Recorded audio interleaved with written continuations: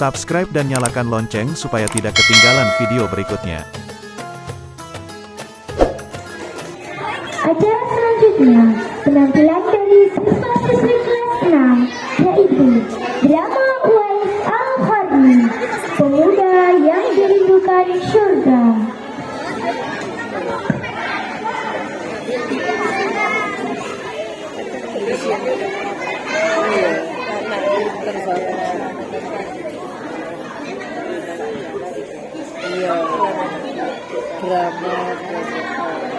Pada zaman Nabi Muhammad Shallallahu Alaihi Wasallam, ada seorang pemuda bernama Uwais Al-Qarni.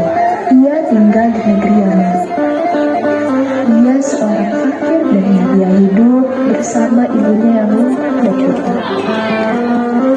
Uwais Al-Qarni bekerja sebagai penggembala domba dan hasil usahanya hanya cukup untuk makan ibunya.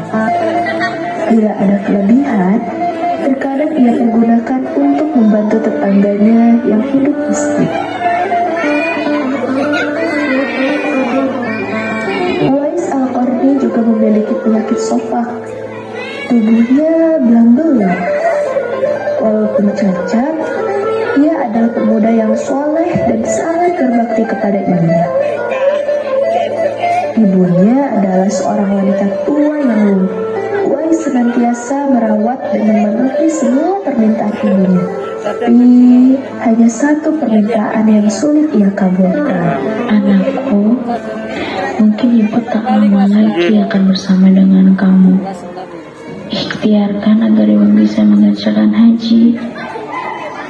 Uwais tercenung. Perjalanan ke Mekah sangatlah jauh, melewati padang pasir yang tandus dan panas. Orang-orang biasanya menggunakan unta dan membawa banyak perbekalan. Namun Uwais sangat miskin dan tak memiliki kendaraan. Uwais terus berpikir, mencari jalan keluar. Kemudian dibelilah seekor anak lembu. Kira-kira untuk apa anak lembu itu? Tidak mungkin kan pergi haji naik lembu? Oh lala, ternyata Uwais membuatkan kandang di puncak bukit. Setiap pagi, beliau bolak-balik menggendong anak lembu itu naik turun bukit. Uwais gila, Uwais gila.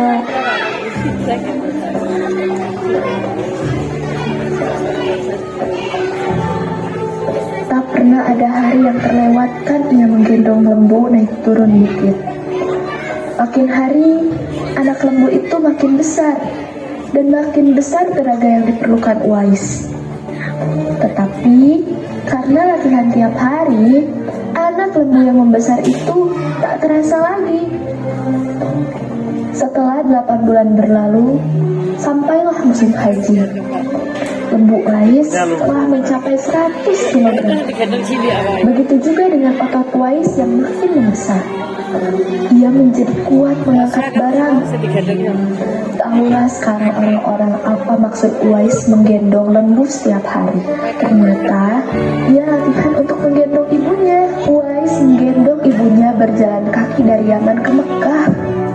Subhanallah, alangkah besar cinta Uwais pada ibunya. Ia rela menempuh perjalanan jauh dan sulit demi memenuhi keinginan ibunya. Uwais berjalan tegap menggendong ibunya tawaf di Ka'bah. Ibunya terharu dan bercucuran air mata telah melihat Baitullah. Di hadapan Ka'bah, ibu dan anak itu pun berdoa. Ya Allah, ampunilah dosa ibu. Bagaimana dengan dosamu? Dengan terampunnya dosa ibu, maka ibu akan masuk surga. Cukuplah ridho dari ibu yang akan membawa aku ke surga. Subhanallah, itulah keinginan Uwais yang tulus dan penuh cinta. Allah Subhanahu wa Ta'ala pun memberikan karunia-Nya. Uwais seketika itu disembuhkan dari penyakit sopaknya, tertinggal bulatan putih di tengkuknya. Tahukah kalian apa hikmah dari bulatan yang disisakan di tengkuk? Itulah tanda untuk Umar bin Khattab dan Ali bin Abi Thalib, dua sahabat utama Rasulullah, untuk mengenali Uwais. Uwais Al-Qarni dikenal anak yang taat, beribadah, dan patuh pada ibunya. Ia seringkali berpuasa. Alangkah sedihnya hati Uwais Al-Qarni melihat tetangganya sering bertemu dengan Nabi Muhammad, sedangkan ia sendiri belum pernah berjumpa dengannya. Kerinduan Uwais Al-Qarni untuk menemui Nabi Shallallahu Alaihi Wasallam makin dalam. Hatinya selalu bertanya-tanya, kapankah ia bertemu Nabi Shallallahu Alaihi Wasallam dan memandang wajah beliau dari dekat.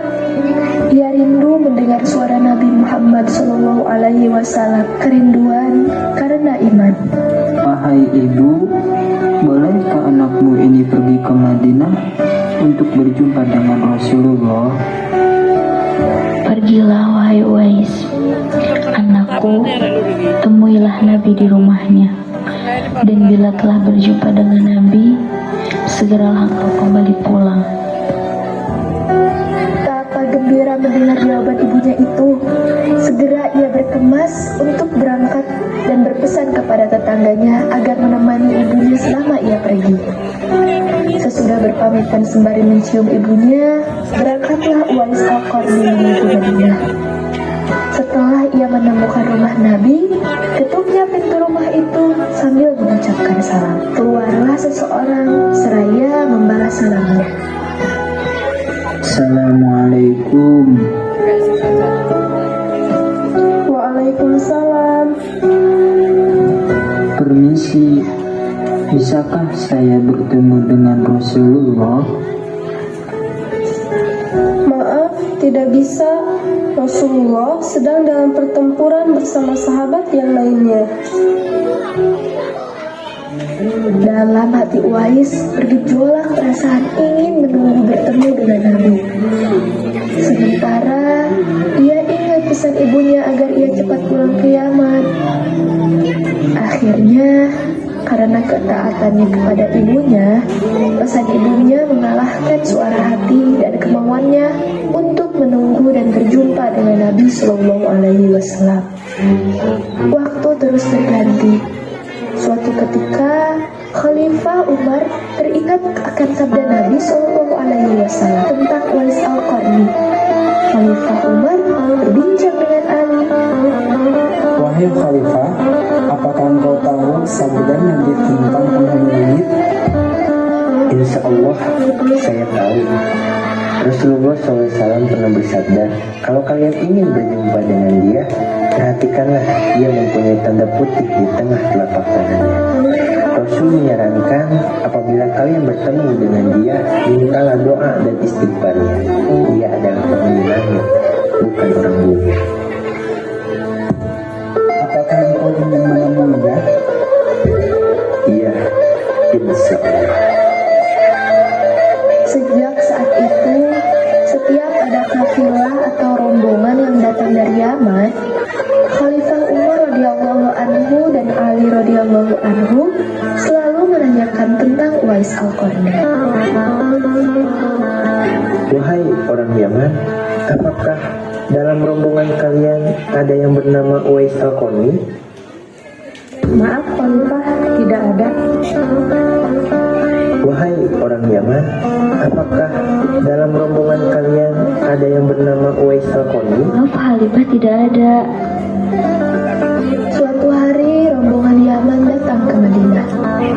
Seperti biasa, Khalifah Umar menanyakan apakah ada Uwais Al-Qarni dalam rombongan. Ternyata saat itu Uwais berada dalam rombongan. Mendengar jawaban itu, Khalifah Umar dan Ali segera pergi menjumpai Uwais Al-Qarni.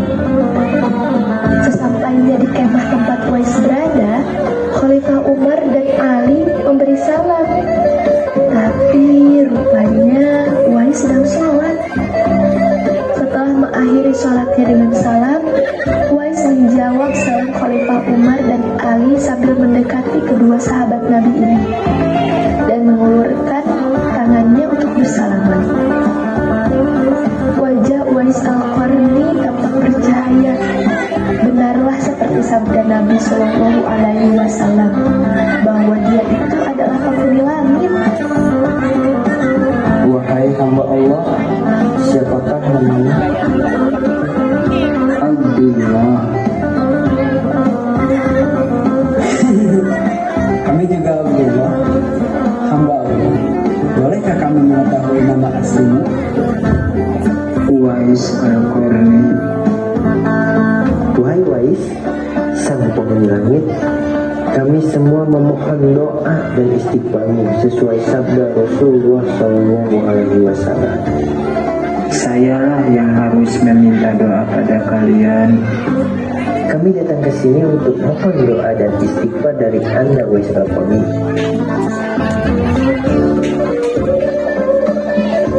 Terima kasih Uwais. Ini ada sedikit sedekah dari kami. Tidak, saya tidak mau. Saya hanya meminta sesuatu kepada kafilah Umar. Hamba mohon supaya hari ini saja hamba diketahui orang. Untuk hari-hari selanjutnya, biarlah hamba yang kafir ini tidak diketahui orang lagi. Beberapa tahun kemudian, Uwais Al-Qarni meninggal. Anehnya, pada saat akan dimandikan, tiba-tiba sudah banyak orang yang berebut untuk memandikan.